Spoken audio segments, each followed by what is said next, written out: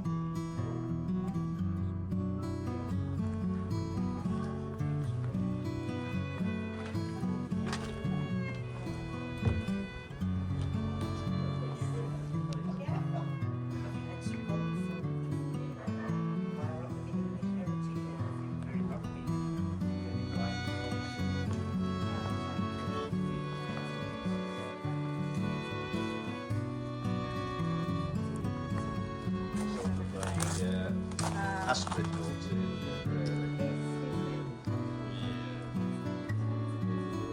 Yes, well I can see that. I can feel it, yeah.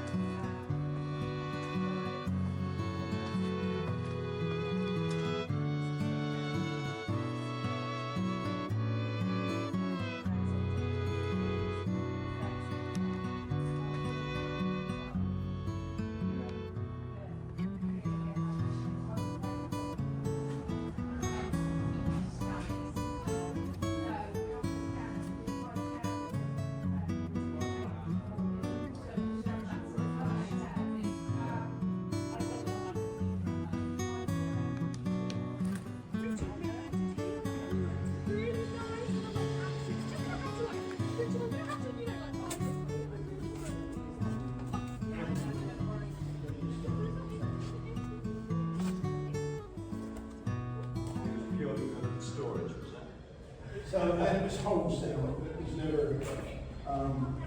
and it was only for the rich people. But in medieval times, Southampton had approximately about 60 volts. The little door there was out to the yard. Is that the one that's covered over Yes. in wood now and Yeah. padlocked? They didn't put full doors in because it wasn't necessary. And that's why if you had a full-size 6-foot door or 5-foot door there, you'd be up past the roof. And all the vaults have half the steps inside, half outside, because the front of the building's always projected over. So it saved room having the steps inside. In the Georgian times, they changed the facade like they did. Instead of pulling down the houses, they changed the facade. And that blocked that door off by changing the facade. And then in the 19th century, this was made into a pub. So they had to put it in a unit while they were coming down, getting the barrels. How they got the barrels in, it was a thing called a purr bucket, which was in the manual seamanship up until the 40s. And all it is 2 planks down, and then 2 ropes fastened at the top, round the barrel, and men would pull the ropes and the barrels would roll up the planks, and they'd do it in reverse to bring them down. So that's how they got the barrels in, which is quite simple. And by doing that, it's almost like a pulley. You're taking some of the weight. Weight, yeah. You know, barrels they use for all sorts. They would put china in it, or pottery of sorts. And also, when we went to war with France, all the arrows went over in barrels because it's the only safe way they could, put straw in there, and then they'd put 100 arrows, and they took thousands and thousands of arrows each time we fought the French. I suppose in some ways that was our biggest export in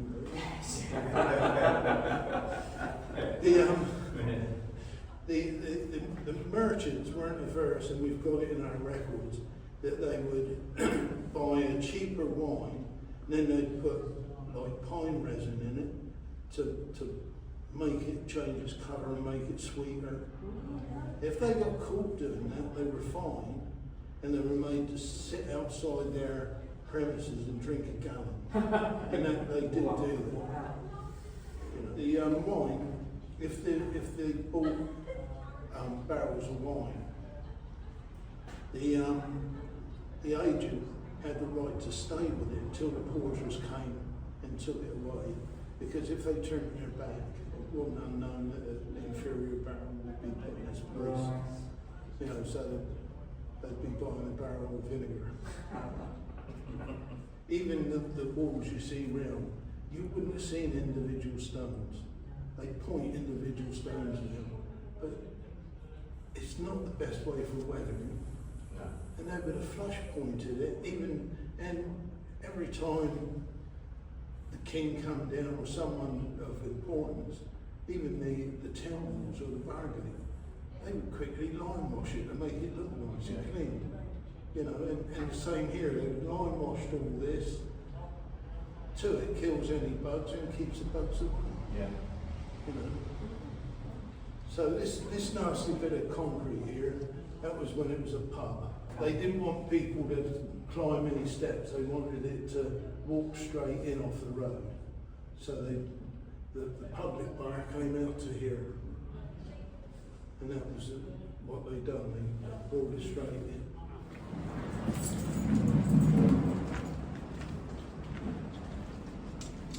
So what was this one? This same wine vault, but this one had a circular staircase. Oh wow. Spiral staircase going to the one above, the house above. And it would have been a bit like the one next door. It might have been wood, it might have been stone. Yeah. Wow. So this is the way that they got in and out. Yeah, on this vault, yeah, not Yeah. on all. No. Wow. We've got Look at that. several with staircases in, about 3 I think. And at the front it would have had the same sort of stairs as next in there, Yeah. you know, with going up. At the quarry, they would get the stone and hack them to about that width. Didn't matter about the length, or that width. And then they'd mark the number on it. And that does 2 things. It saves wastage on site here. Yeah. Plus, it saves the stone much. And then you look and say, oh, want a number 3. And they knew what that was. And it was already marked. He didn't have to get his rule out. Wow. Wow. That's So- amazing. Yeah, you'd think that was just graffiti, wouldn't you? No, it's it's done at the quarry where it's, and you wouldn't have seen them once it's done because again, there would have been a film of mortar over that, and then there would have been the lime wash over it. Yeah. Wow, that is phenomenal. And if you can squeeze through this way.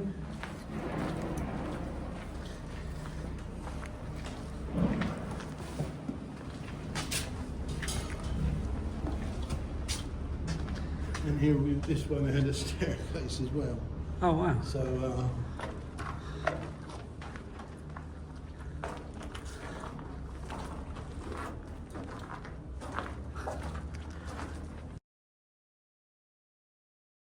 size door. It was at one time we think either these two cooperated together, or at one time the person rented or owned both vaults. It's not a full-size door. It was at one time we think either these two cooperated together, or at one time the person rented or owned both vaults. And it saves them going up and round and down again. Yeah. You know, and on some of our vaults where they're near together, they had a sunken courtyard at the back, so they could, you know, if say these were 2 separate businesses, and I had a customer who wanted 4 barrels of a certain wine, and I only had 3, but he had spare, I wouldn't send the customer to him because he may pinch the customer. Yeah. So I'd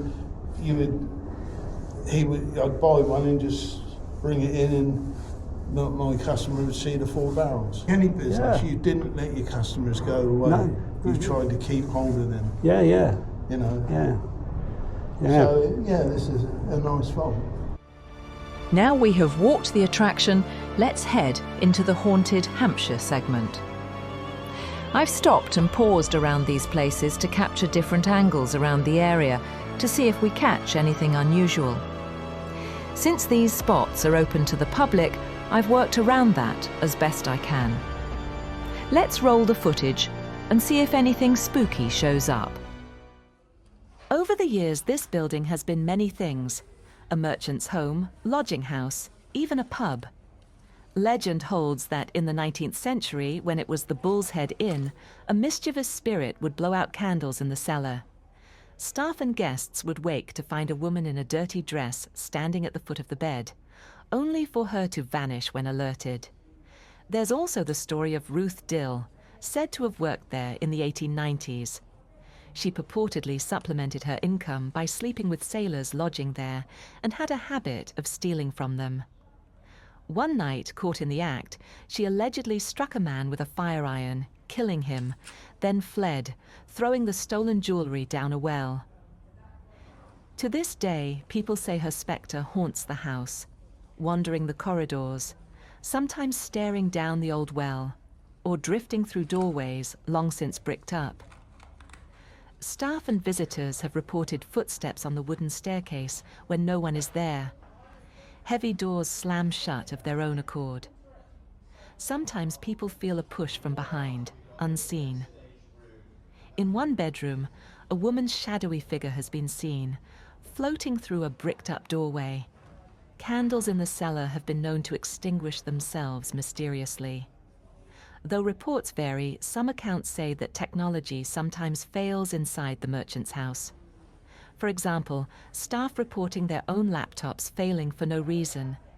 And when inspecting the house, the sound of footsteps across floorboards, especially as the lower levels do not have any floorboards. Candles that should stay lit are blown out without draft.